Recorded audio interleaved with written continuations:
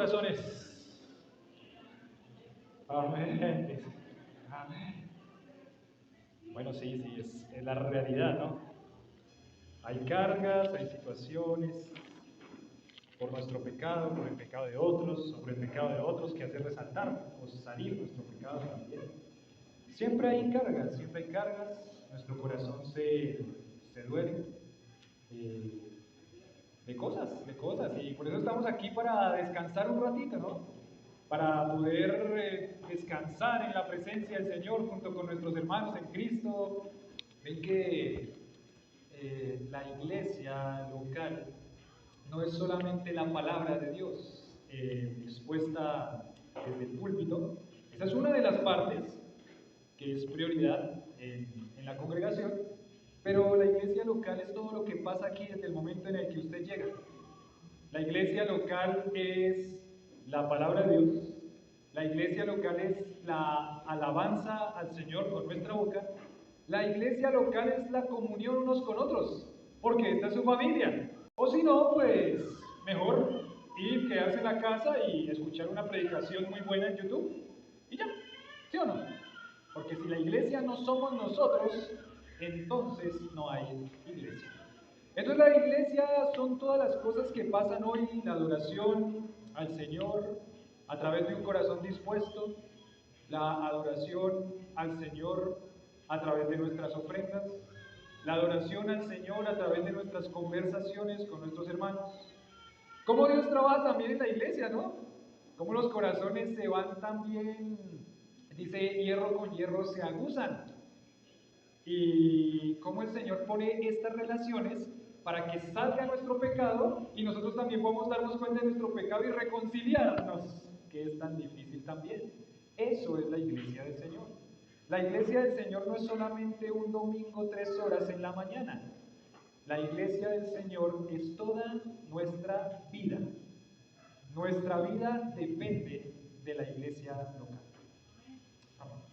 Eso fue lo que Dios dejó para que nosotros pudiéramos vivir y crecer. Entonces, bueno, hay muchas cosas en nuestro entendimiento que tenemos que ir madurando, que tenemos que ir creciendo. Hay muchas cosas en nuestro entendimiento que nosotros tenemos que ir fortaleciendo. Y bueno, gloria a Dios por eso, porque esa es la iglesia de Dios. Y esa es la iglesia del Señor representada en sus iglesias locales. Y aquí estamos, bienvenidos a todos a la iglesia Esperanza de Soacha. Estamos aquí en el libro de Apocalipsis, capítulo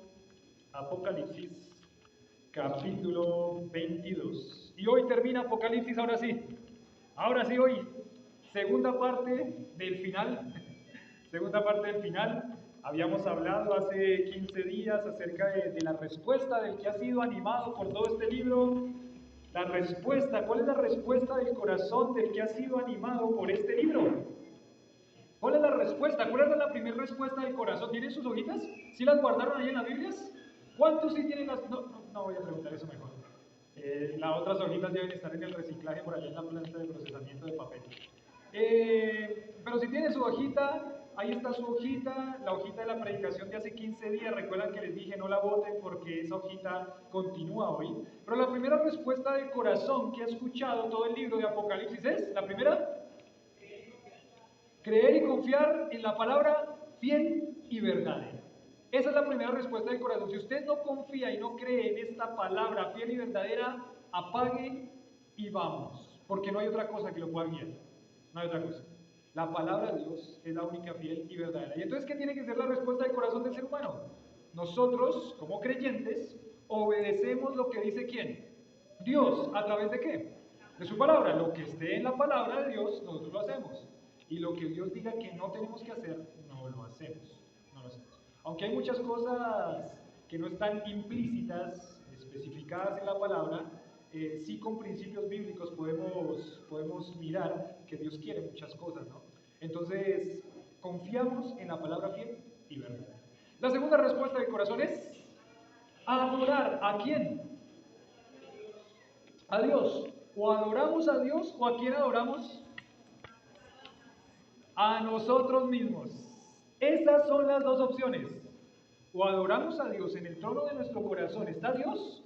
O en el trono de nuestro corazón estamos nosotros. Juan se arrodilla ante el ángel y el ángel le dice, no, no, no, no, no, momento, adora a Dios, adora a Dios. Cada una de esas respuestas son predicaciones, son temas y temas bíblicos que el Señor ha desarrollado a través de toda su palabra. Pero el segundo punto es, hay una sola cosa hay un solo ser que tenemos que adorar. Es a nuestro Dios, único y verdadero. Adora a Dios, adora a Dios. El tercer punto, la respuesta del corazón que ha escuchado y ha ido por todo el libro de Apocalipsis es santidad. Una vida de santidad. Ay, esa cómo nos cuesta una vida de santidad, ¿no? ¿Cómo nos cuesta una vida de santidad? Es impresionante cómo Dios va a probar nuestras convicciones y a probar si realmente nosotros estamos dispuestos a vivir vidas en santidad. Pues dice, pero ¿por qué me pasa esto? ¿Nunca ha dicho eso? De pronto en este momento está de pronto pensando, ¿por qué me están pasando tantas cosas a mí? Una cosa tras otra cosa y cuando se acaba una viene la otra y ni siquiera se acaba la una y viene la otra. ¿Por qué? ¿Por qué? ¿Porque Dios cerró los ojos y se le olvidó que usted existía? No, porque Dios quiere trabajar su corazón. Dios utiliza las pruebas como una herramienta de santificación para sus hijos, para su iglesia. Las pruebas, si no existieran las pruebas, no tendríamos la oportunidad de mostrar al Señor una vida de santidad. Entonces aproveche las pruebas. Dice por ahí, disfruta. Aproveche las pruebas y utilícelas como oportunidades en las que Dios va a trabajar su corazón.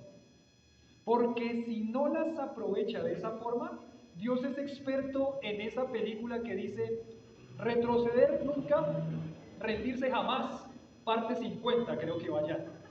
De verdad, Dios es experto en que si usted no aprende de una forma, se la va a poner de otra. Hasta que usted ¿qué? Aprenda a vivir una vida de santidad. Dios es impresionante cómo Él utiliza cada cosa para ponernos a prueba, probar nuestras convicciones y mostrarnos si realmente nosotros estamos dispuestos a vivir una vida de santidad. Decía ahí, el que es santo, santifíquese todavía. ¿Cuánto tiempo es la lucha por la santidad? Toda la vida. Pero tranquilos, porque el que comenzó la buena obra, la perfeccionará hasta el día de Cristo. El Señor prometió que en su corazón va a ser una obra. Desde el día en que usted conoció a Cristo como su Salvador hasta que usted llegue a la eternidad. Entonces tranquilo, que el Señor no va a dejar que usted esté sin esa oportunidad de crecimiento a través de las pruebas para mostrar una vida de santidad. Ahora, para terminar ese punto de la santidad, en el versículo 14 y 15, yo lo había puesto como otro, pero esta semana viendo creo que hace parte de lo mismo. En el versículo 14 y 15 yo había puesto respuesta a mostrar y vivir, aunque lo unía a una vida de santidad, porque dice acá, en el versículo 14, bienaventurados los que lavan sus ropas para tener acceso al árbol y entrar por las puertas de la ciudad. Bienaventurados. ¿Qué significa la palabra bienaventurado?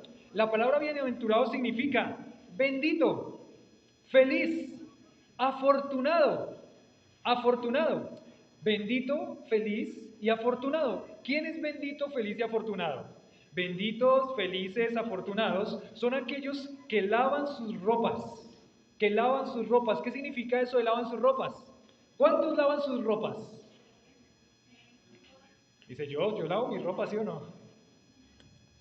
Esa expresión lavar sus ropas nos la ha mostrado prácticamente por todo el libro de Apocalipsis como aquellas personas que han lavado sus ropas con algo que cantamos hoy, con la sangre del Cordero. ¿Qué me puede dar perdón? Solo de Jesús, la sangre. Esos bienaventurados o benditos o felices son aquellos que han lavado sus ropas en la sangre del Cordero, o sea, aquellos que han sido santificados o están en ese proceso de santificación, aquellos que son santos. Bienaventurados los que lavan sus ropas, y son bienaventurados felices, porque estos que lavan sus ropas a través de confiar en Cristo como su Salvador, estos van a tener acceso, ¿no? ¿A qué van a tener acceso estos hombres y mujeres que lavan sus ropas a través de la sangre del Cordero? Van a tener acceso al árbol de la vida y entrar por las puertas de la ciudad. ¿Cuál ciudad? Capítulo 21, versículo 9 al 22, 5 nos habló de esa ciudad celestial. Ellos son bienaventurados. ¿Recuerda esa ciudad celestial? Póngalo otra vez en su mente esa ciudad celestial. ¿Recuerda cómo era la descripción de esa ciudad celestial? ¿Sí la recuerda? Ponga en su mente otra vez la ciudad celestial. ¿Listo? Despiértese en este momento. ¿Listo? Despiértese en este momento. Ponga en su mente la ciudad celestial. ¿Ya la puso ahí? ¿Tú? ¿Cómo es esa ciudad celestial? Vaya, recorra la ciudad celestial por un momento. Vaya. Recorra el río limpio que sale de agua de vida del trono del Cordero. Recorra el árbol de vida a uno y otro lado del río. La ciudad que está llena de oro que resplandece como el vidrio limpio. Las puertas de la ciudad que son los 12 nombres de las tribus de Israel. Son 12 perlas. Las bases de la ciudad que eran ¿qué? Los nombres, tenían los nombres de los 12 apóstoles y estaban llenos por todo lado de ¿qué? De piedras preciosas. Está la presencia de Dios ahí por siempre con su pueblo. Ya no hay tabernáculo porque Dios, su presencia es el tabernáculo de Dios con los hombres. ¿Ya lo pensó? ¿Sí? ¿Ya se trasladó un poquito? Hay algunos que una sonrisa llegó a sus rostros cuando se imaginaron esta ciudad celestial. Bienaventurados los que han lavado sus ropas en la sangre del Cordero, porque ellos tienen acceso al árbol de la vida y a la ciudad celestial. Pero recuerdan el contraste que está hablando de este punto de santifíquese o santidad. El que es injusto, sea injusto todavía. Una persona que no es creyente, que no es salva, va a mostrar eso con su vida. Y él le dice, bueno, siga en su vida. Pero el que es creyente debe mostrar santidad, debe mostrar que ha sido lavado con la sangre del Cordero. Debe mostrar que su ciudadanía no es este mundo, sino que su ciudadanía está ¿en dónde? En los cielos. Bienaventurados. ¿Cuántos de los que estamos acá hemos creído en Jesucristo como el Salvador de nuestra vida? Amén. Bienaventurado, bendito, feliz, afortunado. ¡Qué bendición! ¡Qué bendición!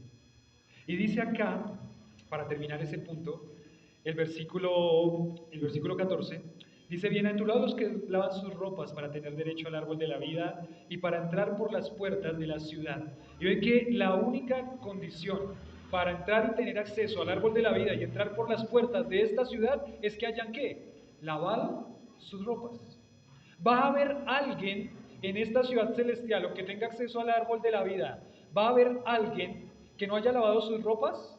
No, nadie. Ninguno que no haya creído en Cristo como su Salvador va a entrar a esta ciudad celestial. Pero dice acá el versículo 15, mas los perros estarán fuera, y los hechiceros, los fornicarios, los homicidas, los idólatras, y todo aquel que ama y hace mentira. Y todo aquel que ama y hace mentira. ¿Dónde están todos estos que con su vida muestran que no han nacido de nuevo? Están fuera. Ellos no están en esta ciudad celestial, ellos están fuera. Es un término duro como lo pone cuando dice los perros, ¿no? Cuando dice los perros. En nuestra cultura, las mascotas y los perritos son un poquito más estimados, son un poquito más estimados. Los que tienen mascotas aquí quieren a sus perritos, a sus animales. Ya se ha ido a un punto también, a un extremo de casi poner en el ídolo de su corazón a usted mismo a través de los animales, porque eso es otra cosa. Pero realmente en los tiempos bíblicos los perros no eran algo muy estimado, digámoslo así. Cuando él usa el término perros, los perros, encontré aquí un comentario de J. Vernon McGee, ahí para los que escuchan BBN a través de la Biblia, un comentario de J. Vernon McGee que decía que los perros se alimentaban de carroña en aquel tiempo. O sea que prácticamente los perros no eran mucho como que los tenían en sus casas, sino que los perros andaban por ahí, por las calles, alimentaban de la basura, de lo que pudieran encontrar, como un perro callejero, digámoslo así. Entonces para ellos el término perro era un término muy brusco, era un término muy serio. Cuando él dice aquí, los perros estarán fuera, aunque literalmente, realmente lo que dice la palabra, es que ese perros está hablando de una persona sexualmente inmoral, con la implicación de perversión. Cuando él utiliza la palabra perros, está hablando de una persona que está acostumbrada ¿a qué? A la inmoralidad sexual. Esa es la palabra para perros. Esa es la palabra para perros. Claro, es un término duro, ¿no? Y es tremendo porque todos los pecados ante los ojos de Dios son iguales. No hay un pecado más grande, no hay un pecado más pequeño. Pero cuando él habla acerca de, Dios siempre fue muy, muy radical y muy drástico y muy duro en hablar acerca de la inmoralidad sexual. Dios siempre fue muy drástico y muy duro en hablar de la inmoralidad sexual. Y entonces este término perros está hablando acerca de eso, de personas sexualmente inmoral y una persona, digamos en ese sentido, cuando uno dice una persona pervertida, cuando uno dice, oye, esa persona está muy pervertida por su inmoralidad sexual, ese es el término que se utiliza aquí como perros. Perros. Estas personas van a mostrar con su vida que no son creyentes en Cristo Jesús. Ahora más adelante, en lo que vamos a ver, él va a hablar acerca de la iglesia. Él va a hablar acerca de la iglesia y vamos a ver un comentario acerca pasa que él va a volver a enfocarse en la iglesia local, porque es que hay muchas personas en la iglesia, hay muchas personas en la iglesia que creen ser creyentes, pero ¿qué? Que no son creyentes. ¿Es usted cristiano? Amén. Pues debería evaluar muy bien eso. Porque hay muchas personas que dicen ser creyentes, pero no son creyentes. ¿Y cómo sabemos que no son creyentes? Es relativamente fácil, digamos, relativamente fácil. La palabra de Dios dice, por sus frutos los conoceréis. Una persona que muestra con su vida que es creyente, que ama a Dios, que teme a Dios, que guarda sus mandamientos, que hay temor de Dios en su corazón, esa persona va a mostrar con su vida que es creyente. Y la persona que no es la persona que dice ser creyente, pero que no hace nada de lo que Dios le dice que haga. Que realmente su vida es solamente una fachada, una religiosidad. Que realmente de pronto quizás viene a la iglesia porque lo hace sentir bien, porque lo hace sentir cómodo, porque lo hace sentir lindo. Ahí, interesante, porque ahí está también jugando algo en su propio corazón. En su propio corazón está, yo vengo a hacer lo que supuestamente Dios dice que haga, pero no lo hago para el Señor, sino para quién. Para mí mismo, porque en el trono del corazón estoy yo. Y como en el trono del corazón estoy yo, entonces como la iglesia me hace sentir bien. O por ejemplo, el que peca y reza, empata. Hay personas que de pronto en su interior, en su mente, piensan que por venir a la iglesia les va a ir bien. Y cuando no vienen a la iglesia, ¿cómo les va a ir? Mal. Entonces lo están haciendo por un deseo ¿qué? Egoísta. Porque están viniendo a la iglesia no por el Señor, sino porque a mí me puede ir ¿cómo? Bien. Tremendo, ¿no? Porque es que en la iglesia del Señor, creo que es, el Señor cada rato a través de las cartas en el Nuevo Testamento, está inquietando su corazón para que usted realmente pueda observar y mirar si usted está en la fe o no está en la fe. Y tiene que examinarlo a través de cómo su vida se comporta, de sus pensamientos. Si sus pensamientos no cambian, sí, pero yo sé mucho de la Biblia, puedes saber mucho de la Biblia, pero muchos me dirán en aquel día, Señor, Señor, en tu nombre echamos fuera demonios, en tu nombre hicimos muchos milagros, en tu nombre nos aprendimos todos los versículos de la Biblia al derecho y al revés. ¿Y qué les va a decir él? Apartados de mí, malditos, al fuego eterno preparado para el diablo y sus ángeles. Sabían mucho, pero no eran creyentes. El contraste que está haciendo siempre Apocalipsis, aquí, recuerden que esto se lo está hablando a las iglesias de Apocalipsis, a las iglesias de Asia Menor, es que hay una necesidad en el corazón del ser humano que es examinar cada día si está en la fe. Pablo le dice, no recuerdo en este momento a qué iglesia se la dijo, pero le dijo, examinaos si estáis en qué, en la fe. Examínese, examínese, porque puede ser que usted está muy convencido de que es creyente y ¿qué pasa? No lo es. El que es injusto, sea injusto todavía, el que es santo, santifíquese todavía, pero hay una clara distinción entre el que ha sido lavado con la sangre de Cristo y ha emblanquecido sus ropas y el que no va a entrar. ¿Y no va a entrar por qué? Porque es una persona que con su inmoralidad sexual muestra que no hay temor de Dios en su vida. Dos, dice ahí, los perros están fuera. ¿Quiénes más? Los hechiceros, los que se dedican a la hechicería, a las magias negras, blancas y de todos los colores. Los fornicarios, las personas que son inmoralmente, sexualmente inmorales a través de sus relaciones ilícitas sexuales. Dice después, los homicidas, los idólatras y todo aquel que ama y hace mentira. La persona que vive esta vida sin ningún remordimiento, sin ningún temor de Dios, está diciendo, no soy cristiano, no soy creyente. Así yo tenga el título de cristiano, pero no lo soy. Así yo haga cosas de cristiano, pero no lo soy. Así yo haga cosas que me identifican como cristiano, pero no lo soy. No lo soy. Es tremendo. Examine su corazón.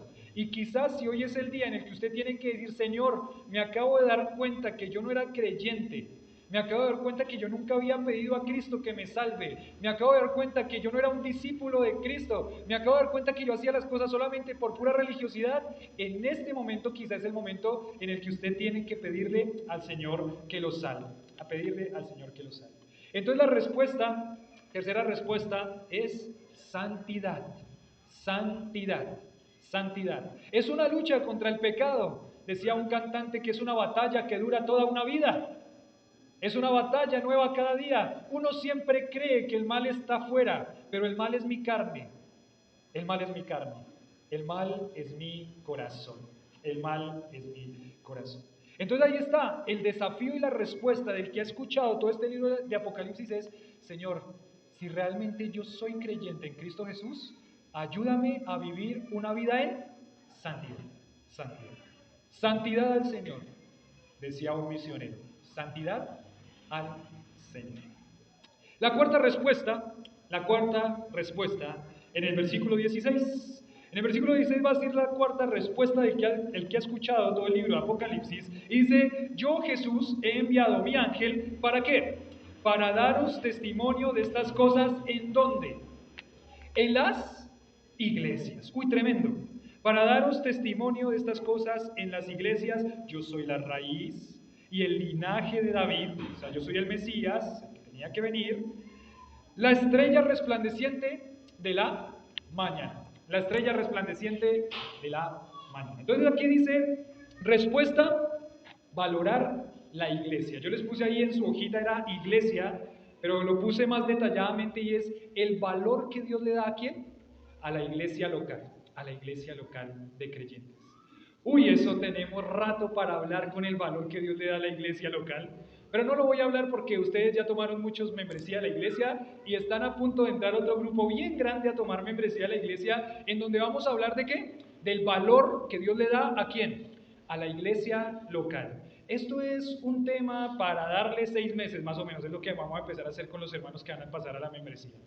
Pero el valor que Dios le da a su iglesia es un valor incalculable. ¿Recuerdan la perla de gran precio?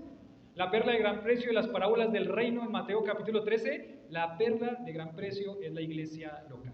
Bueno, la iglesia del Señor. ¿Y la iglesia del Señor está representada en qué? En las iglesias locales. Esta iglesia, que llama la Iglesia Esperanza de Soacha, es una de esas iglesias locales que representa la Iglesia Universal del Señor. Entonces, estamos representando al Señor a través de la iglesia local. Pero Dios le da mucho valor a la iglesia local. Ya lo vimos en el capítulo 2 y en el capítulo 3, hablándole específicamente a las iglesias de Apocalipsis.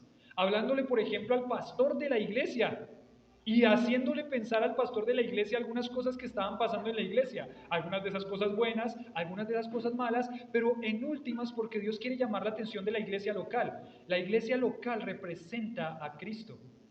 Y entonces, como la iglesia local representa a Cristo, el creyente debe darle un valor como el Señor se lo da, un valor incalculable. El valor de la iglesia, el valor de la iglesia.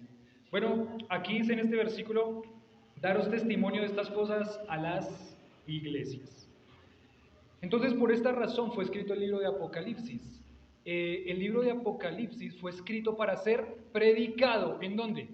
En las iglesias. En las iglesias. Lo vimos en el capítulo 2 y en el capítulo 3.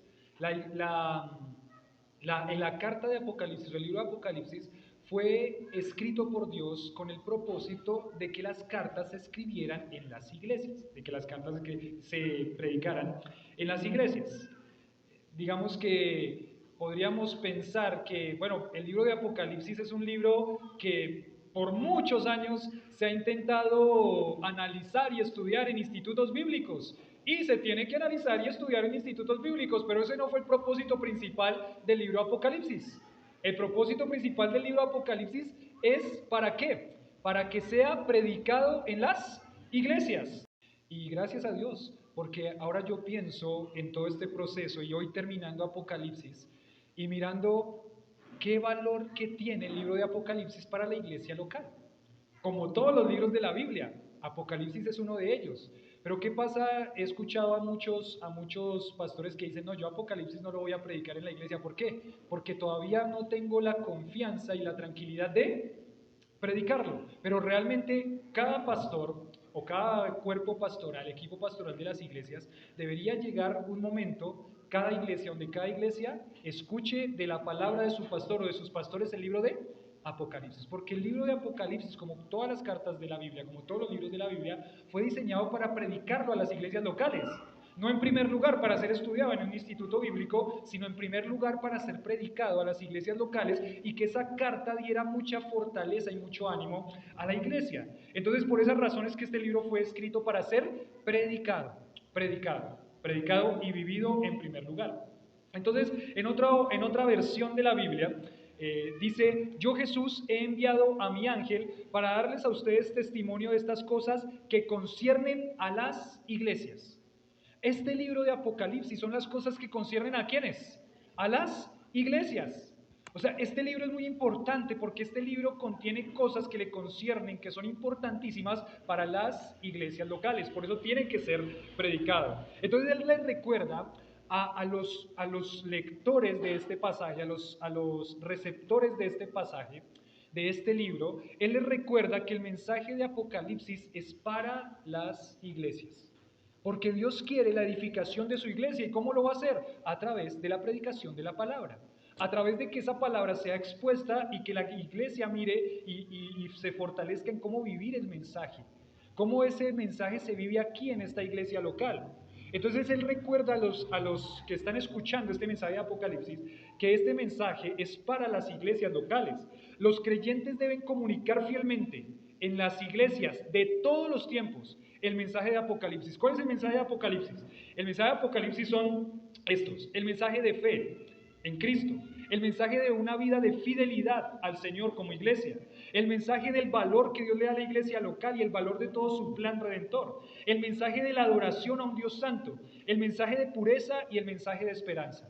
Todo eso nos enseñó el libro de Apocalipsis. Este mensaje tiene que ser predicado. ¿En dónde? En las iglesias locales, porque Dios quiere la edificación de la iglesia y que la congregación le dé ese valor a la iglesia local que Dios le da.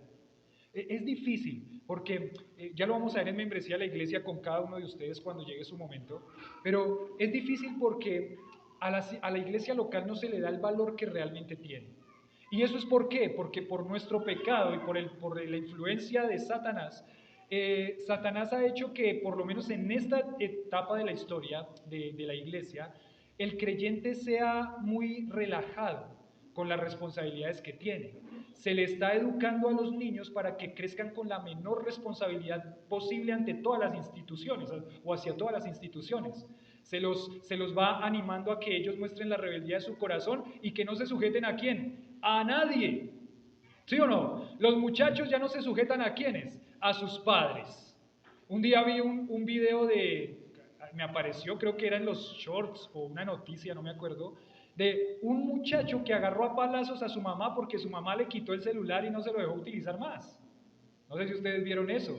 Porque esta sociedad y todo lo que ha obrado Satanás es intentando a través de las leyes gubernamentales, porque eso también es expuesto desde ahí, que los muchachos no tengan ninguna autoridad y no se sometan a ninguna autoridad. No se someten a los padres. Es una lucha, ¿no? Para ustedes papás. Ellos van al colegio y los deforman. Y llegan del colegio, uno trata de formarlos y medio instruirlos, pero afuera los está deformando todo. Y llegan a la casa y estos muchachos están en una pelea, en una lucha constante, porque ellos no quieren ¿qué? Sujetarse a la autoridad de sus papás.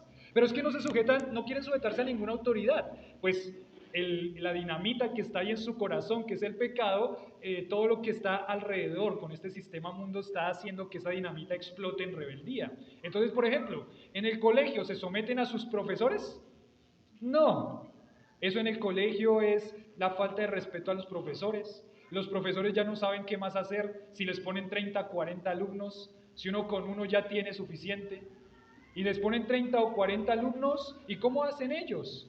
Pero los muchachos en la rebeldía de su corazón se unen para hacerle burla al profesor, se unen para molestar al profesor.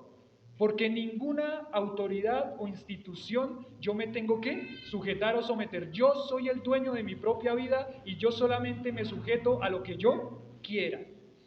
Y todo eso llega a la iglesia local y todo eso es un problema gigantesco para los muchachos también, ¿no? En el colegio no se sujetan a nadie, en la escuela no se sujetan a nadie y adivinen qué va a pasar cuando lleguen a un trabajo. Cuando lleguen a un trabajo, a la primera cosa que no les guste o que no les pareció o que les pareció muy cansón o muy cansado o mucho esfuerzo, se van a correr y se van a alejar. Todo este sistema está utilizando el pecado en el corazón del niño y del joven para que no se sujeten a las instituciones. Y la institución más alta sobre la tierra que Dios dejó es la iglesia local. Entonces llegan a la iglesia y adivinen qué pasa. No se sujetan a sus padres, no se sujetan al colegio, no se sujetan a sus profesores, no se sujetan a su familia y cuando llegan a la iglesia local, ¿se van a sujetar? Pues no, obviamente. ¿Sujetarme a un pastor? Ni loco. ¿Sujetarme a un equipo pastoral? No. ¿Sujetarme a un liderazgo de iglesia? No. ¿Sujetarme a la palabra? Menos. Yo no me sujeto a ninguna cosa, porque no me importa lo que piense la gente de mí. Es mi vida y yo soy así. ¿Se acordaron de la canción, no? Imagínense esa canción tan vieja ya. Bueno, no le estoy diciendo viejos, ¿no? Por las dudas para los que se acordaron de la canción. Pero esa canción tiene años, esa canción. Y esa canción, por ejemplo, lo que hace es producir, o más bien, alentar o alimentar la rebeldía de su corazón. Por eso es que necesitamos a Cristo y que el Señor transforme esos corazones. Pero entonces llega la iglesia y uno no le da el valor que la iglesia tiene. La iglesia se la trata como uno no trataría a ninguna cosa. ¿Sí o no? Voy aquí a pisar callos y perdónenme, póngase los cascos todos y las botas punta de acero mejor. Pero estoy convencido de que... a poner ejemplo a Howard. No, Howard. Pero, por ejemplo, usted llega tarde a su trabajo y regularmente no. ¿Por qué? Porque sabe que es una institución a la cual usted se ha sujetado y le han dicho, tiene que llegar aquí a las 8. Pero muchas veces con la iglesia, ¿cómo somos? Somos relajados, ¿cierto? A la iglesia podemos llegar tarde, claro, yo no le voy a poner un memorando, tranquilo, ni más faltaba, no va a pasar nunca que le ponga un memorando, no va a pasar. Eso es una responsabilidad que usted tiene ¿con quién? Con el Señor. Pero ven cómo tratamos a cada cosa, a las cosas de pronto que son externas, con mucho más valor que como tratamos a la iglesia.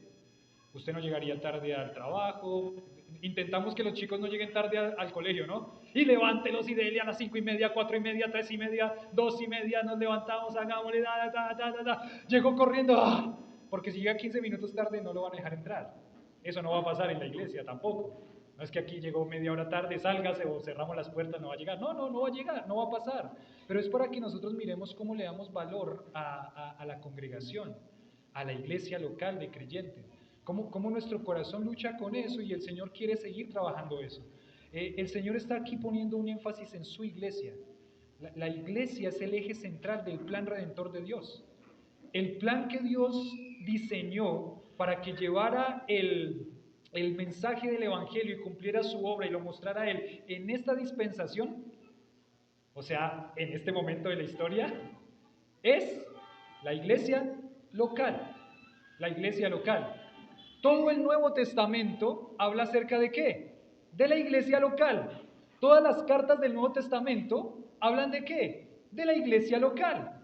Todas las cartas del Nuevo Testamento. Usted dice, no, los evangelios no. También, porque los evangelios fueron escritos para las iglesias locales también. Los evangelios no fueron escritos mientras iban pasando las cosas.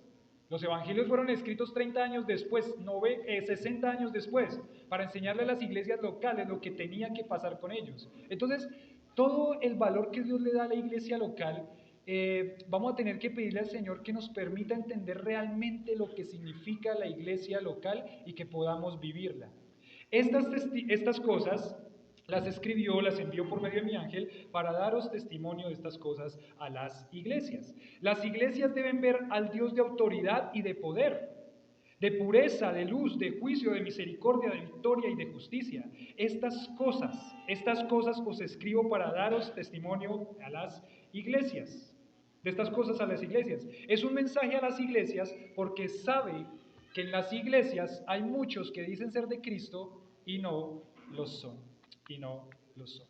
Entonces la cuarta respuesta del corazón de aquel que ha escuchado todo este mensaje de Apocalipsis es el valor que debo darle en mi corazón a la iglesia local. A la iglesia local. Perdón, solamente digo esto como un paréntesis, ¿no? Hay veces que se producen cosas inesperadas por las cuales uno llega a la iglesia, ¿no? Tarde a la iglesia, tranquilos. O sea, hay cosas que son entendibles. Estamos solamente hablando de cosas en el corazón que se convierten como en un hábito. Pero ahí cierro el paréntesis. Pero esa es la cuarta respuesta del corazón. La cuarta respuesta del corazón es el valor que Dios le da a su iglesia. Desafortunadamente, como creyentes con nuestro pecado, estamos tentados a vivir el cristianismo de la forma que nosotros consideremos que así se debe vivir. Entonces, ¿nosotros qué hacemos? Nosotros agarramos la iglesia y tomamos lo que nos guste de la iglesia. Y lo que no nos guste de la iglesia, lo dejamos. Y estamos tan acostumbrados a eso que cuando no nos gusta algo de una iglesia, entonces nos tenemos que ir de esa iglesia a otra donde las cosas sí me gusten. Es nuestro corazón, es nuestro corazón. Yo sé que hay situaciones específicas en las que uno debe salir de una iglesia hacia otro lado, no estamos hablando de eso, pero tenemos que mirar cómo nuestro corazón realmente valora la iglesia local. Como si yo vengo a sujetarme a una iglesia local, Dios no quiere que nosotros nos sujetemos en algunas cosas, sino Dios quiere que nosotros nos sujetemos en todas las cosas.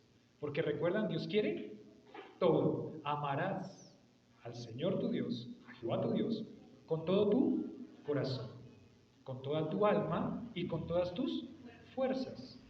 Y creo que ese puntito de la respuesta del corazón, ese también debería ser muy evaluado por nuestra propia vida. ¿Será que yo estoy tratando a la iglesia local sin valor, sin el valor que esa institución merece, porque es Dios quien la instituyó? Y aquí pone una frase muy linda y dice acá, yo Jesús he enviado a mi ángel para daros testimonio de estas cosas en las iglesias. Yo soy la raíz y el linaje de David, la estrella resplandeciente de la mañana. Esa estrella resplandeciente de la mañana es la primera estrella que sale en la mañana. Por eso dice la estrella resplandeciente de la mañana. O sea, la noche es toda oscura, la noche. Pero cuando ya va a venir el día sale una estrella. ¿Cuál es? Esa, la estrella resplandeciente de la mañana. Cuando viene la estrella resplandeciente de la mañana significa que ¿qué? Que ya el día, la luz va a venir. Y seguramente era un mensaje para las iglesias. Esto ya se lo había dicho a una iglesia específicamente ahí en las iglesias en el capítulo 2 y 3. Pero seguramente sigue animando a la congregación y al creyente. Hay momentos difíciles en la vida que se viven como creyente y que se viven como iglesia, pero tranquilos, porque siempre está Cristo, que es la estrella resplandeciente de la mañana, que en el momento más oscuro aparece. En el momento más oscuro de su vida, aparece. En el momento más oscuro de la congregación, aparece. Para guiar, para dar luz. Y cuando viene la luz, realmente viene la tranquilidad, viene la esperanza, viene la alegría. ¿Cierto? Por ejemplo, para los niños que amanezca rápido. ¿Sí o no? Que amanezca rápido. Ellos quieren llegar, jugar, hacer, pero ellos saben que la noche para dormir. Pero cuando llega el día, ya se prenden pilas, vamos, dele. Nosotros mismos, ¿no? Está la noche, a menos que trabaje de noche como Howard, pero está la noche, pero cuando llega el día, hay cosas para hacer. Viene la luz, nos alumbra, nos guía, nos direcciona. El Señor Jesucristo es la estrella resplandeciente de la mañana, que en el momento más oscuro de la iglesia, del creyente, aparece para guiar, para dar luz, Entonces la cuarta respuesta del corazón es el valor, valorar la iglesia, valorar la iglesia.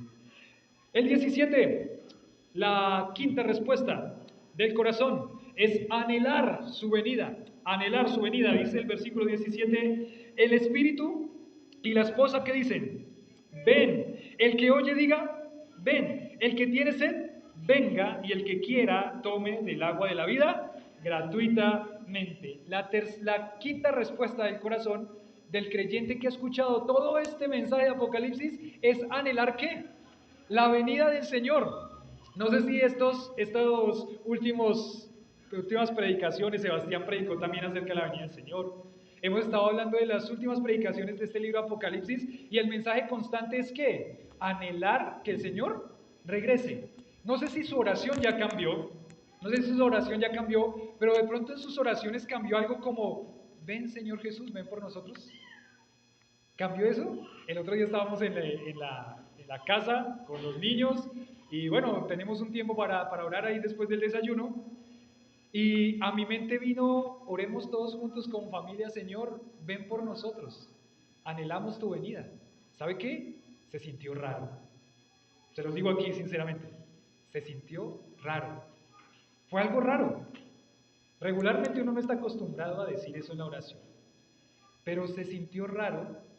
No sé por qué razón, de pronto porque uno no está acostumbrado a decirlo, pero en ese momento vino a mi mente otra vez, el Señor puede venir en cualquier momento. ¿Y nosotros qué deberíamos hacer? Estar preparados y anhelar su venida. Ven, Señor Jesús. La respuesta del corazón que ha escuchado Apocalipsis es anhelar la venida del Señor. Esta es como la 10ª, 11ª o 15ª vez que digo esto. ¿Cuántos anhelan la venida del Señor Jesús? ¿Qué decía el predicador? Mentira que ustedes quieren quedarse aquí en la tierra. Eso decía el predicador, decía un predicador que hacía ese chiste. Pero realmente cuando uno piensa en el Señor, en lo que es la eternidad, uno dice, sí Señor, ven. Hoy me levanté otra vez, bueno, ayer estaba repasando esto y ayer y hoy me levanté y pensando, ven Señor Jesús, nos vamos para la eternidad. La respuesta del corazón dice, el Espíritu que dice, ven. El Espíritu anhela ese momento también, y este Espíritu es el Espíritu Santo. Anhela ese momento también, en el que el Señor Jesucristo regrese por nosotros y nos lleve al lugar celestial. ¿Quién más anhela esto? La esposa. ¿Quién es la esposa? La iglesia. La iglesia es la esposa, la iglesia que tiene que decir, ven, ven. Como cuando la esposa está esperando al esposo que está en el trabajo. ¿Quiere llamarlo y decirle qué?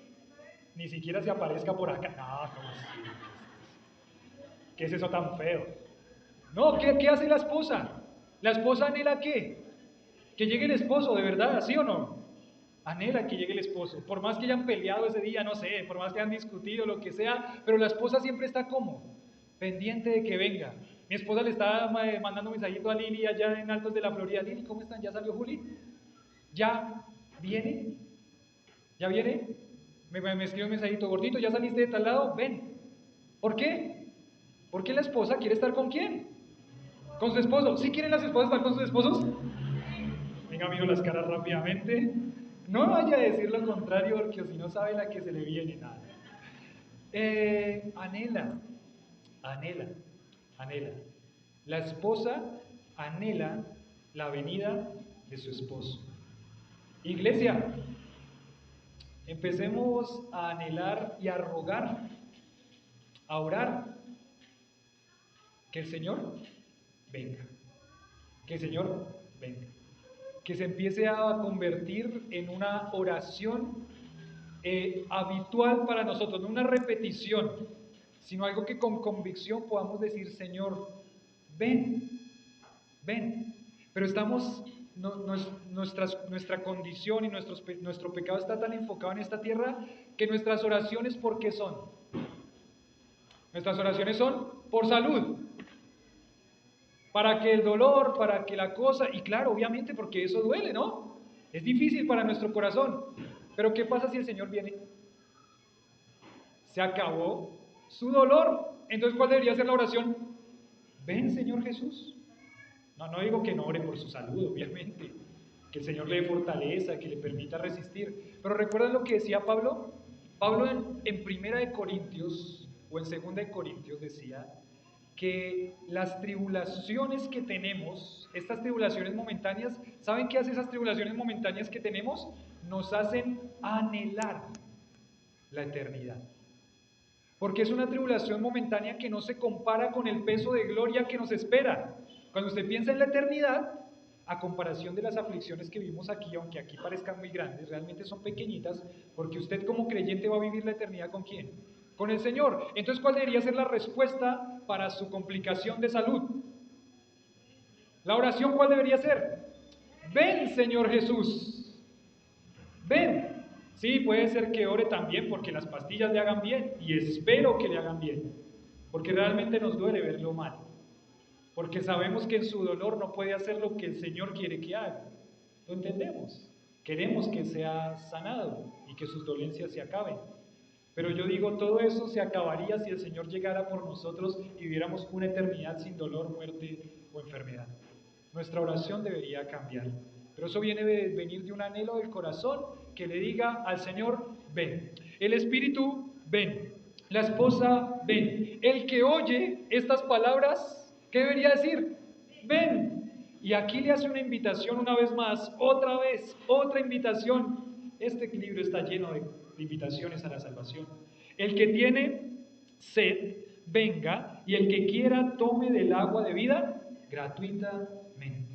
El que quiera, venga a Cristo.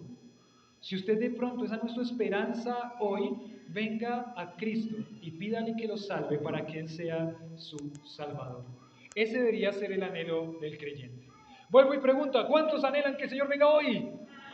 Amén. Bueno, eso espero que sea su anhelo, su anhelo. Intentar sacar esas cosas terrenales. Ay, yo primero quiero casarme. Ay, espere que termine el torneo de fútbol. Espere que me vea, que ya espere que ya casi tengo el ascenso de mi trabajo. Espere que ya se va a concretar este negocio. Espere que nazca otro hijo. Espere. No, Señor, ven ya, por nosotros. El que tiene sed venga y el que quiera tome del agua de la vida gratuitamente. Del versículo 18 al versículo 21 está la sexta respuesta. Sexta respuesta. Ahí yo les puse proclamar el mensaje con... ¿Sí lo tienen ahí en la hojita? ¿O no lo puse yo? ¿Sí? ¿Qué dice? Proclamar el mensaje con fidelidad. Yo lo puse más preciso y le puse proclamar el mensaje con precisión, con exactitud. Proclamar el mensaje con precisión, con exactitud, le puse yo. Proclamar el mensaje con precisión, con exactitud. Miren lo que dice el versículo 18 al versículo 21. Dice, yo testifico a todo el que oye las palabras de la profecía de este libro, este tremendo, si alguno añadiere a estas cosas, Dios traerá sobre él las plagas que están escritas en este libro. Y si alguno quitare de las palabras del libro de esta profecía, Dios quitará su parte de las cosas que están escritas en este libro. Dios quitará su parte del libro de la vida y de la santa ciudad y de las cosas que están escritas en este libro. El que da testimonio de estas cosas dice, ciertamente vengo en breve.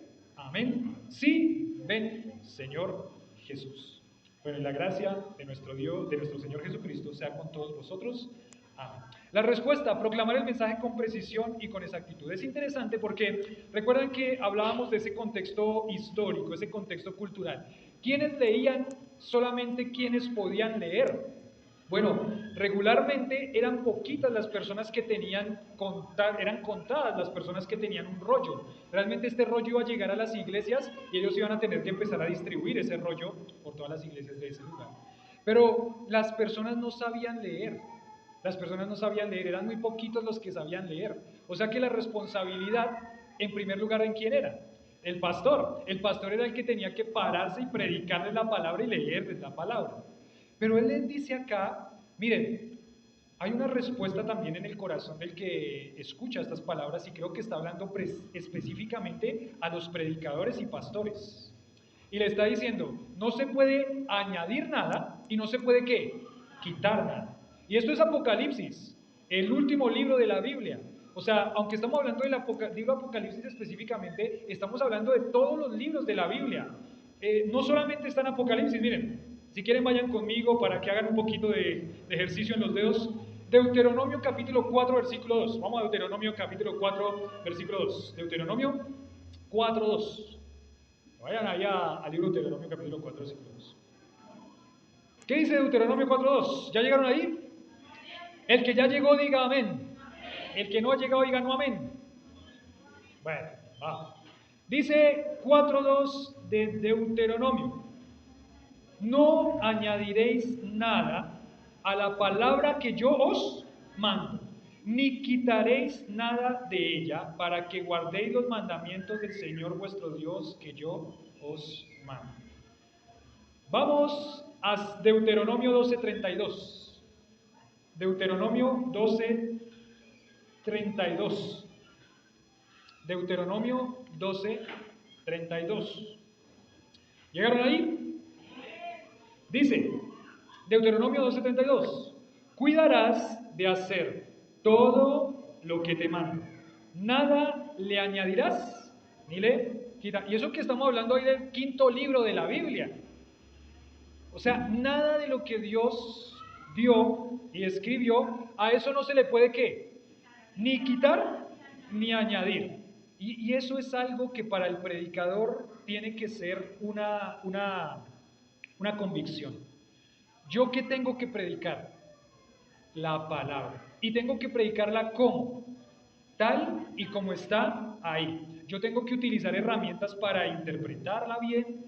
Tengo que estudiar para poder sacar del texto lo que Dios quería decir. A mí, por ejemplo, me llama la atención y estudiando cursos de predicación, los predicadores regularmente dicen, a nosotros nos llama la atención cómo es que personas llegan a un púlpito y dicen, el Señor me está diciendo en esta mañana que les diga esto.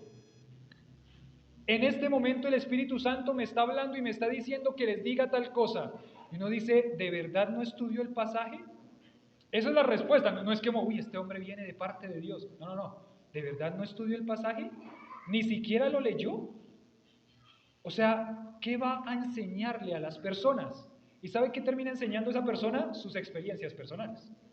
No que no se pueda decir algo como ilustración, pero esa persona termina predicando sus experiencias personales y está diciendo, Dios me dijo, le está añadiendo a la palabra. Y en sus experiencias personales está diciendo, y no sé, como ustedes hubieran visto cómo Dios trabajó mi corazón y me dijo esto, le está añadiendo a la palabra. O al contrario, puede decir que uno diga, uy, estoy estudiando este libro y el predicador dice, estoy estudiando este pasaje y dice, uy, no, ese pasaje está muy difícil de interpretar, quitémoslo. No le añada y no le quite. Y no le quite. Esa es una responsabilidad del predicador. Predicar la palabra. Y de la palabra, de la forma en que Dios diseñó que predique la palabra. No en vano personas llegan a prepararse institutos bíblicos, ¿para qué? Para aprender la palabra y mirar cómo esa palabra se tiene que predicar de una manera precisa.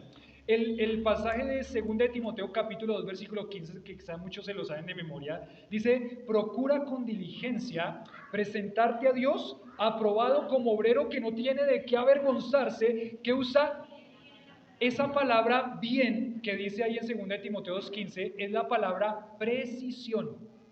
Hay un libro que en el CCP nos hicieron leer en la clase de hermenéutica, ¿sí? Se llama Con Precisión, de Jaime Fasolt. Con Precisión.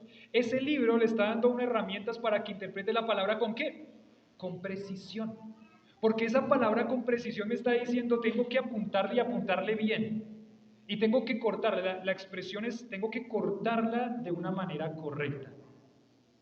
Aquí le está diciendo, no le añada y no le quite. Esto es una exhortación directamente para los predicadores.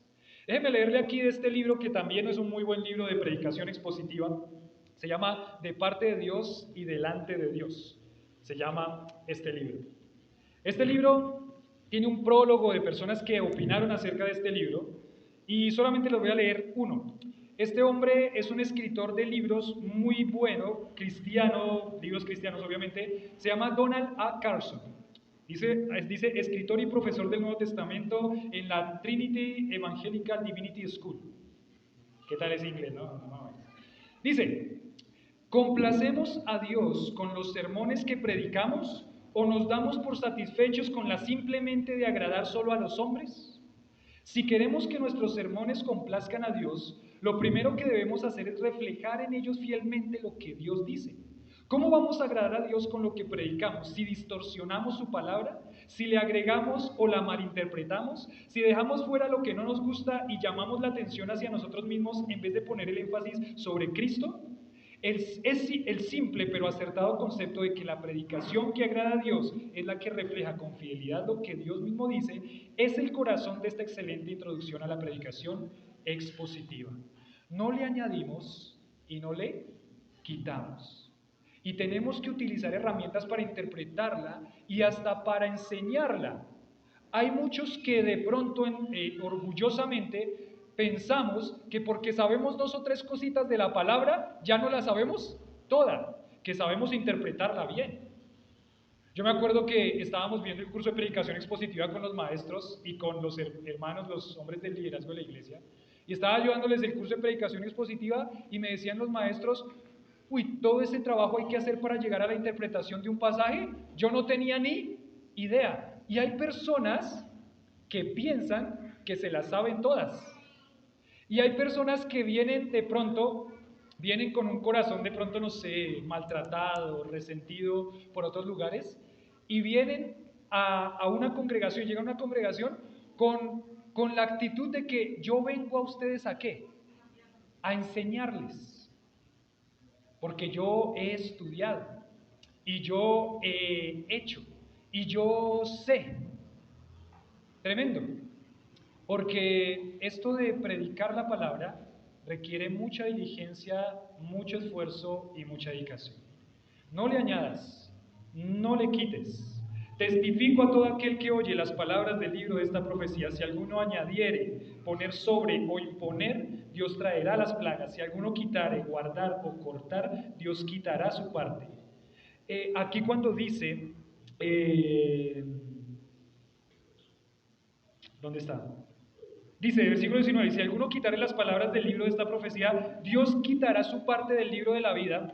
Los que han estudiado este texto en los textos originales, que eso también es otra ciencia tremenda, los que han estudiado en los textos no originales porque no existen, sino los más cercanos a ese momento en el que se escribieron, dicen, la mayoría de manuscritos de este versículo no dicen libro de la vida, sino dicen árbol de la vida. Árbol de la vida. Eso es un detalle importante.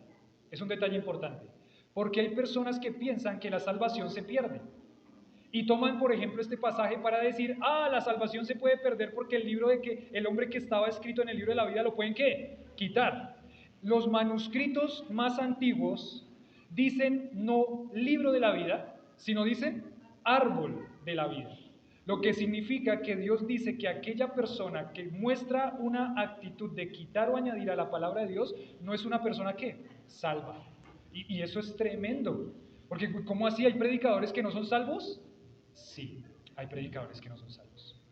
Y hay muchos predicadores que no son salvos. Esto es delicado, es delicado.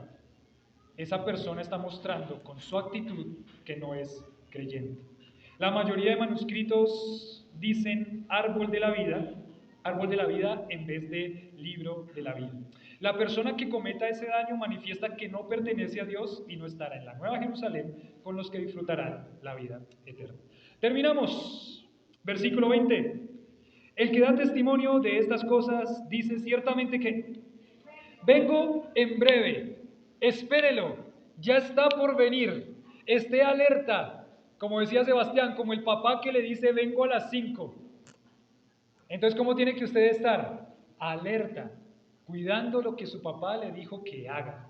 Alerta, iglesia, haga lo que Dios le dice que haga. Quite la pereza, quite esa mala actitud de pensar que ya sabe todo. No, quite el orgullo de su corazón y diga, Señor, aquí está mi corazón dispuesto para hacer lo que tú dices, pero también como tú lo dices. Y dice, sí ven, Señor Jesús, otra vez, dice Juan, sí ven, Señor Jesús. Y el versículo 21 dice, la gracia de nuestro Señor Jesucristo sea con todos vosotros. Amén. Y termina de la forma que tendría que terminar. ¿Sabe de qué dependemos para que la respuesta de nuestro corazón sea todas estas 6 cosas? Dependemos única y exclusivamente no de nuestro esfuerzo personal, no de que somos muy capaces, no de que somos muy estudiados, dependemos de qué? De la gracia de Dios, de la gracia de nuestro Señor Jesucristo. El Señor es el que produce en nosotros el querer como el hacer por su buena voluntad. Eso es la gracia de Dios. Pero Él necesita algo para que esa gracia obre grandemente en su corazón. ¿Sabe qué es? Un corazón dispuesto. ¿Está su corazón dispuesto para que Dios trabaje su corazón? Si está su corazón para que Dios trabaje su corazón, la gracia del Señor va a producir en usted el fruto que el Señor desea. La bendición final es característica de muchas correspondencias, de cartas que han terminado así en el Nuevo Testamento. Pablo, ese es como su final favorito, ¿no? La gracia de Dios es lo que cada creyente necesita para vencer hasta el final.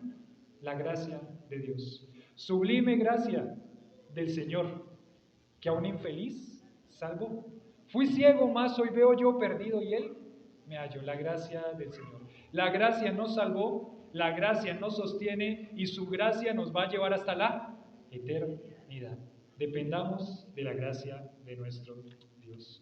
Termina diciendo aquí, el libro debe provocar fe en el Redentor, una vida santa que refleje la gloria de Dios en el mundo, un testimonio constante a los que no conocen a Cristo y mantener la esperanza de su pronta venida. Terminó el libro de Apocalipsis. Oh, qué triste, tengo un dolor en mi corazón, como que algo se está desprendiendo de mí.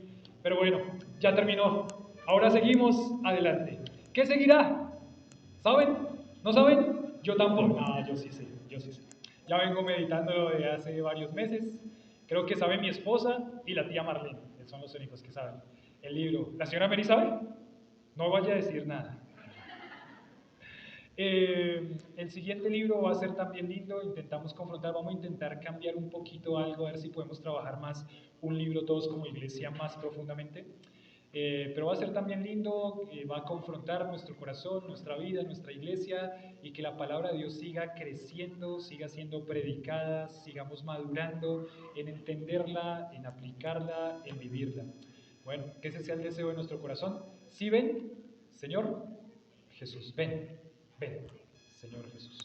Padre, te damos gracias a ti por este tiempo lindo que hemos podido compartir, por este momento maravilloso que hemos podido estudiar Apocalipsis. Gracias por este año casi y medio que nos has permitido ser confrontados, enseñados, animados, porque Señor, tu palabra es viva, eficaz, más cortante que toda espada de dos filos.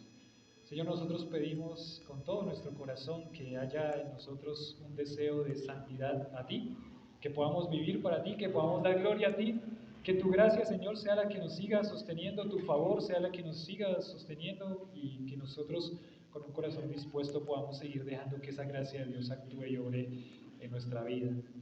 Señor, te pedimos bueno, también te pedimos que vengas, Señor, que vengas ya, que vengas hoy, que vengas y nos lleves contigo y que podamos estar contigo por toda la eternidad. Permite que ese sea nuestro anhelo y nuestra oración constante. Ven, Señor Jesús. A ti la gloria damos, en nombre de Jesús.